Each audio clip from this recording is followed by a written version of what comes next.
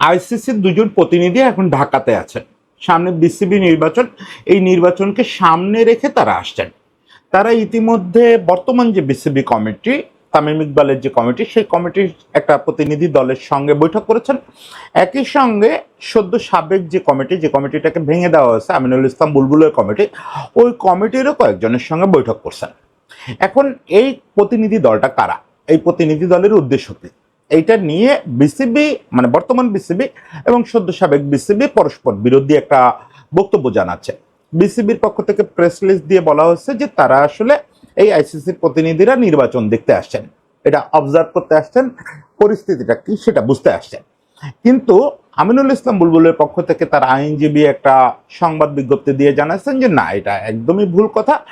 আসলে আইসিসির এই প্রতিনিধিরা আসছেন এই বোর্ডটা আইনিভাবে বৈধ কিনা সেটা দেখার জন্য, এই নির্বাচনকে তারা আদৌ স্বীকৃতি দেবেন কিনা এটা দেখার জন্য, এটা অবজার্ভ করতে আসেন নাই। এবং তারা এমনকি বুলবুলের যে কমিটি, তাদের প্রতিনিধিরা আইসিসি প্রতিনিধিদের বলছেন যে আপনারা এখানে বসে একটা বিবৃতি দিয়ে জানায় দেন যে আপনারা নির্বাচন দেখতে আসেন নাই, আপনারা বৈধতা চেক করতে আসছেন। মানে পুরো ব্যাপারটা এমন দাঁড়াচ্ছে, দুপক্ষের অনড় অবস্থানের কারণে বুলবুল ভাই আইসিসিতে দাবি করতেছেন যে এই বোর্ডটা অবৈধ, সামনে যে নির্বাচন হতে যাচ্ছে সেটাও অবৈধ। ইতিমধ্যে হাইকোর্টে একটা মামলাও হয়েছে, সম্ভবত আজকেই দেখলাম, যে আগামী নির্বাচনটা স্থগিত করার জন্য। এরকম একটা পরিস্থিতি যদি চলমান থাকে এবং আইসিসির এই দুই প্রতিনিধি যদি আসলেই দুই পক্ষকে একমত না করাতে পারেন, দুপক্ষ যদি বলে, একদল যদি বলে যে আমরাই বৈধ, যা করতেছি ওটা ঠিক আছে, আরেক দল যদি বলে যে না এটা একদমই অবৈধ, এই নির্বাচনের কোনো যৌক্তিকতা নেই, তাহলে শেষ পর্যন্ত আইসিসি যে অবস্থানটা নেবে সেটা আমাদের দেশের ক্রিকেটের সর্বনাশ করে ফেলবে। আমরা ওই যে গত বিশ্বকাপ খেলতে গেলাম না যখন, তখন বারবার বলা হচ্ছিল বাংলাদেশের ক্রিকেট শেষ হয়ে যাবে, এইবার ক্রিকেট শেষ হয়ে যেতে পারে। সে সময় ক্রিকেট শেষ হয় নাই, কখনো একটা বিশ্বকাপ খেলতে না গেলে কোনো দেশের ক্রিকেট শেষ হয় না। কিন্তু এই যা যা চলতেছে এগুলোর ফলে আইসিসির নিষেধাজ্ঞা আসতে পারে, একটা সাময়িক নিষেধাজ্ঞা হলেও আসতে পারে, সেটার ফলাফল খুবই ভয়াবহ। ধরেন আমাদের দুয়ারে অস্ট্রেলিয়ার বাংলাদেশ সফর, এই মুহূর্তে যদি আইসিসি বলে যে তারা পরিষ্কার না হওয়া পর্যন্ত বাংলাদেশের ক্রিকেট স্থগিত থাকবে, তাহলে এই অস্ট্রেলিয়া সফরটা বাতিল হয়ে যাবে। এর আসর যে কত ভয়াবহ হবে, কত দিক থেকে কত ভয়াবহ হবে হয়তো আমরা কল্পনাও করতে পারতেছি না। আমি আজকে একটু বলতে চাই যে যা ঘটছে এটারে মিউচুয়াল করতে হবে, যে কোনো ভাবে হোক সবাই একমত হইতে হবে যে আমরা একটা নির্দিষ্ট দিকে আগাইতে চাই, আমরা দলমত নির্বিশেষে একটা ক্রিকেট বোর্ডের দিকে আগাইতে চাই, একটা নির্বাচিত বোর্ডের দিকে আগাইতে চাই। সেটা কিভাবে সম্ভব খানিকটা একটু বলার চেষ্টা করি সেই জিনিসটা। দেখেন, আমি সম্প্রতি রীতিমতো ঘোষণা দিয়ে আমাদের ক্রিকেট বোর্ডের এই যে পলিটিক্যাল অবস্থা, এটা নিয়ে কথা বলা বন্ধ করছি। এটার কারণ হচ্ছে অনেকগুলো। একটা তো আপনারা জানেন যে আমি একটা গুরুতর অসুস্থতা সামলায় ফিরছি, ফলে আমার মানসিক শারীরিক ধকল নেওয়া খুব কষ্ট হয়। এই জাতীয় কন্টেন্ট করলে সেটা যে আফটার ইফেক্ট হয় ওইটা নেওয়ার মতো অবস্থায় আমি নাই, এটা একটা ব্যাপার। দ্বিতীয়ত হচ্ছে আমি তো খুব ইন্ডিভিজুয়াল একটা মানুষ, কন্টেন্ট করি, আমার কোনো প্রতিষ্ঠান নাই, প্রাতিষ্ঠানিক কোনো কিছু নাই, ফলে আমার আসলে সমালোচনা করা, তীব্র ভাষায় বিশ্লেষণ করা, এগুলো আমার জন্য আমি খুব নিরাপদ বোধ করি না। আর হচ্ছে এই জাতীয় ব্যাপার করতে গেলে আপনার ভালোকে ভালো, খারাপকে খারাপ, সাদাকে সাদা, কালোকে কালো, এটা বলার গার্ডসটা থাকতে হবে, সেটা আমার নাই। আসলে ভালোকে ভালো, খারাপকে খারাপ, এগুলো বললে যেটা হয়, ভালোকে ভালো বললে সমস্যাটা হয় প্রচুর কমেন্ট সহ্য করতে হয়, চামচামি করতেছিস, কখনো বুলবুলের চামচা, কখনো তামিমের চামচা। ওকে, আমি তো ভালো বলতে চাই, আমি তামিমেরও ভালোটা বলতে চাই, বুলবুল ভাইয়েরও ভালোটা বলতে চাই। সেটা বলতে গিয়ে যদি পরস্পর বিরোধী চামচা গালি শুনতে হয়, আমার বাতিল দেওয়ার কথা শুনতে হয়, সেটা নিয়ে আমার খুব একটা আপত্তি নাই। কিন্তু মুশকিলটা হচ্ছে সমালোচনাও তো করতে হয় বিশ্লেষণ করতে গেলে, সেই সমালোচনার পরিবেশটাও আমি ব্যক্তিগতভাবে আর মনে করি না যে আমি এটা নেওয়ার মতো অবস্থায় আছি। হ্যাঁ, বুলবুল বোর্ডের শুরুতে যেমন প্রশংসা করছি, বিশ্বকাপ বর্জনের সময় তার প্রতি সমর্থন ছিল, পরবর্তীতে বিভিন্ন কর্মকাণ্ডে তীব্র সমালোচনাও করছে, সে সময় আমি মনে করছি যে ওকে, এটা করা যায়। কিন্তু পরবর্তীতে আস্তে ধীরে মনে করছি আমার কোনো সমস্যা দেখে না, চারিদিকের পরিস্থিতি দেখে মনে করছি যে সমালোচনা প্রশংসা সবকিছু থেকে বিরত থাকা ভালো। ওকে, আজকেও সেটা করব না। আজকে আমি আসলে যেটা বলতে চাই, আমি ওই যে আপনারা এখন যেটা ভাবতেছেন আমি আসলে গা বাঁচানো একেবারে বেত বাঙালির মতো জীবনযাপন করতে চাই, শুধু গল্প বলতে চাই এবং এন্ড অফ দ্য ডে স্পোর্টসের ভালোবাসার অংশটা নিয়ে কথা বলতে চাই, যেটা আসলে স্পোর্টসের হয়তো প্রধান জায়গা নাও, কিন্তু এইটাই করণীয়, এটাই করতেছি। এখন তারপরেও এটা নিয়ে আজকে কথা বলতেছি কেন? কারণ হচ্ছে যে এই সবকিছুর পরেও তো খুব জরুরি হচ্ছে খেলাটা টিকে থাকা, দেশের নামটা খেলাধুলায় টিকে থাকা। এখন এই বিশ্বকাপ আসছে, ফুটবল বিশ্বকাপ, এখন আমি 2 মাস ধরে কন্টেন্ট করব, ভালো ভিউ হবে, যা টাকা আসবে আমার সংসার চালানোর টাকা চলে আসবে এখান থেকে। কিন্তু মুশকিলটা হচ্ছে যে আমাদের মূল তো আমাদের ক্রিকেটটা, ওইটা আমারে কত ভিউ দিচ্ছে কত কি করতেছে তার চেয়ে জরুরি হচ্ছে ওইটা তো আমার পরিচয়। আমি তো জীবনের 20টা বছর ক্রিকেট মাঠে কাটাচ্ছি, ক্রিকেটের পরিচয়ে বেঁচে আছি, যা লোকজন 2-4 জায়গায় চিনে, জানে, একটু হলেও গুরুত্ব দেয় বা গালি দেয়, সেটা ওই ক্রিকেটের কারণে। ফলে ক্রিকেটটা কোনো কারণে স্থগিত হয়ে যাক বা ক্রিকেটটা সত্যি সত্যি শেষ হয়ে যাক, এরকম কিছু সহ্য করা খুব কঠিন, খুবই কঠিন। একটা সন্তানের শেষ সময়টা দেখতে যেরকম কষ্ট লাগবে, ক্রিকেটেরও শেষ সময় দেখতে ওরকম কষ্ট লাগবে। কারণ এই জগতই আমারে বাঁচায় রাখছে দীর্ঘকাল পর্যন্ত, মানে আক্ষরিক অর্থে বাঁচায় রাখছে, পেটে ভাত দিচ্ছে, রুটি রুজি সবকিছু তৈরি হয়েছে এই ক্রিকেট থেকে। এখন আজকে এই সময়টা এসে আমি বোধ করতেছি যে আলোচনা সমালোচনা থেকে ব্যক্তিগত সাহসের অভাবে বা যে কোনো কারণে হোক বিরত থাকলেও এই ক্রিকেটটা যেভাবে এখন সত্যি সত্যি শেষ হওয়ার উপক্রম হচ্ছে, এটা আসলে একটু অন্তত হাত জোড় করা দরকার, আমার হাত জোড় করা দরকার, আমার এবং আমার মতো যদি আর কেউ থাকেন আমাদের হাত জোড় করা দরকার সবার কাছে, যে রাষ্ট্রের কাছেও, যে আপনারা দয়া করে এই ব্যাপারটা যে কোনোভাবে হোক সলভ করেন, যে কোনোভাবে হোক সলভ করেন। দেখেন আমাদের এই যারা বিবাদমান পক্ষ, তারা কেউ তো এই রাষ্ট্র ক্ষমতা থেকে খুব দূরের মানুষ না। এই রাষ্ট্র ক্ষমতায় যারা আছেন তাদের সঙ্গে এর সব পক্ষের ঘনিষ্ঠতা আছে, ফলে এদেরকে একটা সমাধানে পৌঁছানো যাবে না এটা আমি বিশ্বাস করি না। বুলবুল ভাই বলেন, আসিফ আকবর বলেন, বা এদিকে তামিম এবং তামিমের বোর্ডে তো ক্ষমতাসীনদের লোকজনই সবাই, ফলে এদেরকে রাষ্ট্র যদি একটা কথা বলেন আমার ধারণা সেটা শুনবেন, সেই শোনানোটা খুব জরুরি। তা না হলে ওই যেটা শুরুতেই বললাম, এই পরস্পর বিরোধিতা এবং এই যে দৃঢ় অবস্থান, একেবারে ঘাড় শক্ত করে আমি আমার অবস্থান থেকে নড়বো না, এই অবস্থান আমাদেরকে ধ্বংসের দিকে নিয়ে যাবে। হয়তো দীর্ঘমেয়াদে আমরা ধ্বংস হয়ে যাব না, আবার মাথা উঁচু করে ফিরবো, ক্রিকেট আবার ফিরে আসবে। কি হবে, 5 বছর 7 বছর বন্ধ থাকলেও ফিরে আসবে। কারণ বাচ্চারা যখন খেলে একটা দেশে কোনো খেলা, সেই খেলা হারায় যায় না, কিন্তু বাচ্চারাও খেলা বন্ধ করে দিবে যখন দেখবে টিভিতে দেখা যায় না, যখন দেখবে এটা নিয়ে আর কেউ কথা বলে না, তখন জিনিসটা হারায় যাবে। আমরা আমাদের একটা বড় বিনোদনের জায়গা হারাবো। আমাদের দেশের আসলে কি কি পরিচয় আছে ঠিক গ্লোবালি, যেটা নিয়ে আমরা হইচই করতে পারি। এই এত বড় বিশ্বকাপ আসর হচ্ছে, ফিফা বিশ্বকাপ, কুরাসাওয়ার মতো দেশ, কেপ ভার্দের মতো দেশ, কেপ ভার্দের সাইজ সেদিন কে যেন প্রিন্স মনে হয় তার পেজে লিখছে যে ময়মনসিংহ জেলার চেয়েও ছোট এবং লোক সংখ্যা আমাদের মিরপুরের চেয়েও কম, তারা বিশ্বকাপ ফুটবল খেলতেছে।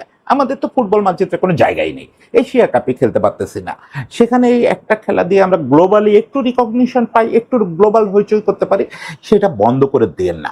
এই যে ও অবস্থার উপক্রম হচ্ছে, এই অবস্থা চলতে থাকলে সেটা বন্ধ হয়ে যাবে। অন্তত একটা সাময়িক ধাক্কা আমরা খেতে যাচ্ছি, যদি এই অবস্থাটা আশু সমাধান না করা যায়। আশু বলতে এটার জন্য অনেক সময় নাই, 1 সপ্তাহ 2 সপ্তাহ সময় নাই। এটা ওই আইসিসির প্রতিনিধিরা সম্ভবত কাল সকালে চলে যাবেন কিনা আমি ঠিক শিওর না, কিন্তু ওনাদের উপস্থিতিতেই এটা সমাধান করার দরকার। সেটার জন্য যদি নির্বাচন স্থগিত করে রিশিডিউল করার দরকার হয় নির্বাচন, সেটাও করেন, যা হোক একটা কিছু করেন। আমি কোনোভাবে বুলবুল ভাইয়ের এই অবস্থানকে সমর্থন করি না যে বুলবুল ভাই আইসিসি কে বলবেন যে বাংলাদেশের ওপরে নিষেধাজ্ঞা দেওয়া হোক, কারণ তারা একটা অবৈধ নির্বাচন করতেছে। বাংলাদেশে কোনোদিন কোনো সেক্টর বৈধ নির্বাচন হয় নাই। যে অবৈধ নির্বাচন বাংলাদেশে বলা হয়, সেটা যে নির্বাচন নিয়ে বলা হোক, এইটা মানে বাংলাদেশের ইতিহাসের আদিকাল থেকে জাতীয় নির্বাচন বলেন, স্থানীয় সরকার নির্বাচন বলেন, বিএফএফ নির্বাচন বলেন, ক্রিকেট বোর্ড নির্বাচন করেন, কোনো কালে হয় নাই। ফলে এই বৈধ অবৈধটা আমার কাছে কেউ বেশি করে কেউ কম করে। এটা আমার কাছে খুব গুরুত্বহীন একটা ব্যাপার মনে হয়। এটা মানতে মানতেই তো ভাই আমরা এখানে আসছি।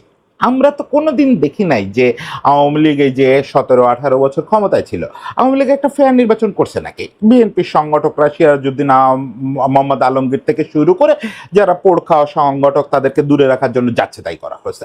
আবার বিএনপি যখন ক্ষমতায় আসে আওয়ামীপন্থী সংগঠক আহমেদ সাজ্জাদুল আলম ববির মতো সংগঠক যিনি তার জীবন সংসার সব দিয়ে দিচ্ছেন ক্রিকেটের জন্য, তাকেও দূরে রাখা হয়। তো এইটাই মানে নিছি তো ভাই আমরা, ক্রিকেট ভক্ত হিসাবে, ক্রিকেট সাংবাদিক হিসাবে এগুলো মেনে নিছি। এগুলোতে কোনো ইয়ে নাই। এই যে মাঝখানে আমাদের ইন্টারিম যে বোর্ডটা করলো, এই বোর্ডে কি ছিল আমাদের ক্রিকেট সংগঠকদের কোনো প্রতিনিধিত্ব ছিল? ছিল না। কারা ছিলেন এই বোর্ডে? এই বোর্ডে ছিলেন ওই সরকারের কিছু ঘনিষ্ঠ লোকজন। আবার এই তামিম ইকবালের বোর্ডও তাই, সরকারের ঘনিষ্ঠ লোকজন। হ্যাঁ, তামিম ইকবালের এই যে নির্বাচন হতে যাচ্ছে বা তামিম ইকবালের এখন যে বোর্ড, এই বোর্ডটা সম্ভবত আমাদের ইতিহাসে সবচেয়ে বেশি নন ক্রিকেটিং পার্সনে ভরা। আমি তাদের পারিবারিক পরিচয়, রাজনৈতিক পরিচয় এগুলো নিয়ে ব্যথিত না। এগুলো নিয়ে আর বাংলাদেশে বসে আমি ব্যথিত হই না। কারণ আহমেদ মোস্তফা কামালের পরে এসে এই ফারুক ভাই, বুলবুল ভাই ছাড়া বাংলাদেশে আমি কোনো ইয়েরে দেখি নাই বোর্ড সভাপতি বা বোর্ডের গুরুত্বপূর্ণ পদে পারিবারিক বা রাজনৈতিক পরিচয় ছাড়া কেউ আসেন। আহমেদ মোস্তফা কামালেরও রাজনৈতিক পরিচয় ছিল, তো লবি ভাইয়েরও রাজনৈতিক পরিচয় ছিল। সেই কেজি মুস্তফাদের দিন চলে গেছে যে সময় রাজনৈতিক পরিচয় ছাড়া শুধু সংগঠক হিসাবে কেউ শীর্ষ পদে যেত। পাপন ভাই কি? পাপন ভাই তো আবাহনীর ডিরেক্টর ছিলেন, কিন্তু কোনো কালে অ্যাক্টিভ ক্রিকেট সংগঠক না, শুধু রাজনৈতিক পরিচয় এবং রাষ্ট্রপতি পুত্র হিসাবে ক্রিকেট বোর্ড প্রেসিডেন্ট হয়েছিলেন। ফলে কোনো সময় এই জিনিসটা বাইরে ছিল না। কিন্তু তামিম ইকবালের বর্তমান বোর্ডে এটা ভয়ানক একটা আকার ধারণ করছে। এই বোর্ডে ক্রিকেটের লোক নাই বললেই চলে। তামিম ইকবাল নিজে ছাড়া তেমন কোনো লোক নাই। এই নির্বাচনে যে সম্ভাব্য বোর্ডটা নির্বাচিত হয়ে আসবে বলে আমরা অনুমান করতেছি, তার ভিতরে আপনি দেখবেন সব মিলে 5-6 জন লোক হয়তো ক্রিকেট সংশ্লিষ্ট আছেন। বাকিরা আসলে এই অর্থে ক্রিকেট সংশ্লিষ্ট না। রাজনৈতিক পরিচয় মানে আমি বাবারও বলি, রাজনৈতিক পরিচয় নিয়ে আমার কোনো মাথা ব্যথা নাই।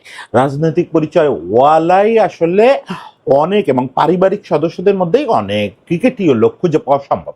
সেটা খুঁজে বের করেন, সেটা আপনারা সব পক্ষ মিলে খুঁজে বের করেন। আবারও বলি, বুলবুল ভাইও বর্তমান রাষ্ট্র কাঠামোতে যারা আছেন তাদের থেকে খুব দূরের মানুষ না। চিরকাল মোহামেডানে খেলছেন, মোহামেডানের লোকজনের সঙ্গে তার ভালো সম্পর্ক আছে। তাকে রিচ করাটা রাষ্ট্রের জন্য কোনো ঘটনাই না, এবং রাষ্ট্রের অনেক গুরুত্বপূর্ণ লোকের সঙ্গেও তার ভালো সম্পর্ক আছে। ফলে এই সব পক্ষকে একমত করানোটা এখন রাষ্ট্রের কাজ। আমি কোনোভাবে ওই দিবা স্বপ্নে বসবাস করতেছি না যে একটা ফেয়ার বা বৈধ নির্বাচন বলতে যা বোঝায় ওইটা হবে। ওটা হবে না বাংলাদেশে। ওইটা হতে গেলে গঠনতন্ত্র সংশোধন করতে হবে, ওটা হতে গেলে রাজনৈতিক কালচার সংশোধন করতে হবে, স্পোর্টস কালচার সংশোধন করতে হবে। এটা বিশাল ব্যাপার। সেই স্বপ্ন দেখছিলাম ফারুক ভাই যখন গঠনতন্ত্র সংশোধন কমিটি করছিলেন, তখন সেই স্বপ্ন দেখছিলাম, এটার পক্ষে কথাবার্তা বলছিলাম। এখন যে গঠনতন্ত্র, এই গঠনতন্ত্র দিয়েই আপনি কোনো দিন ফেয়ার নির্বাচন করতে পারবেন না, কোনো দিন না। এটা আসলে কিছু মুষ্টিমেয় লোকের একটা নির্বাচন হবে সবসময়। যেভাবেই করেন, তামিমকে করতে দিলে সেও তাই করবে, বুলবুল ভাইকে করতে দিলে সেও তাই করবে, আমাকে করতে দিলে আমিও তাই করব।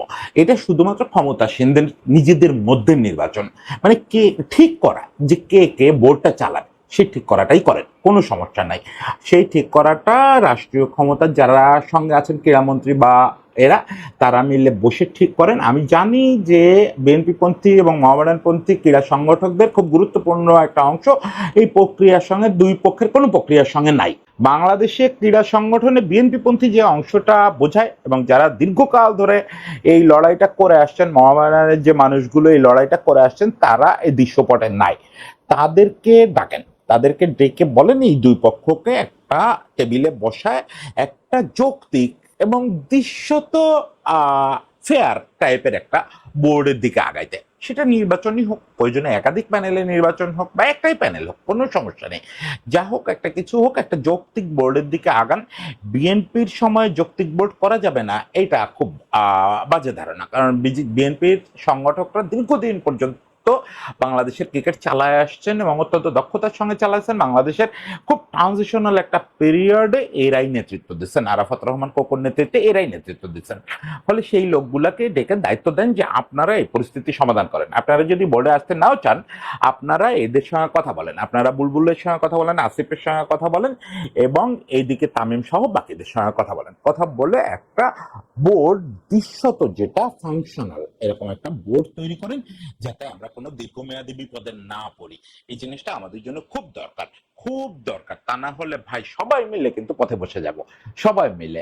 আমি একটা জিনিস বারবার বলি, খেলাটা যদি কোনো কারণে বন্ধ হয়ে যায়, এই 5 স্টার বিসিবি কিন্তু চলবে না। এই 5 স্টার বিসিবির যে 15,000 কোটি টাকা না 1500 কোটি টাকা কত ভুলে যাই আমি প্রায়, এই বিশাল টাকা এফডিআর করা আছে, এটা শেষ হতে বেশিক্ষণ লাগবে না। এটা যদি শুধু কর্পোরেট স্ট্রাকচারে বেতনই দিতে থাকেন আর বিদ্যুৎ বিল দিতে থাকেন এনএসসি কে নিয়মিত, তাহলেও এটা খুব বেশি দিন থাকবে না, একসময় ফান্ড শেষ হয়ে যাবে।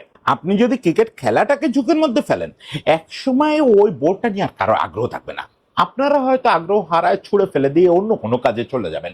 তখন যে জিনিসটা সবচেয়ে অ্যাট্রাকটিভ থাকবে সেই জিনিসটার দিকে চলে যাবেন। মাঝখান থেকে এই জিনিসটা একটা বিশাল পর্বতের মতো একটা পরিত্যক্ত ভবন হয়ে পড়ে থাকবে, যেখানে খেলাধুলা বলে আর কিছু থাকবে না। ফলে সবাই মিলে একমত হয়। সেই দিনটা আসলে কিন্তু তখন সবাই একমত হবে না, হয়তো পরস্পরকে ফোন করে তখন বলবেন যে আহা সেই সময়টা একমত হলে হয়তো জিনিসটা এইভাবে শেষ হয়ে যেত না। যাই হোক, সবার শুভকামনার উদয় হোক। একবার হাত জোড় করে রিকোয়েস্ট করতেছে, আপনাদের মনের ভিতরে যা আছে মনের ভিতরে রেখে দয়া করে এই পরিস্থিতিটা সমাধান করেন। সবার প্রতি শুভকামনা রইল।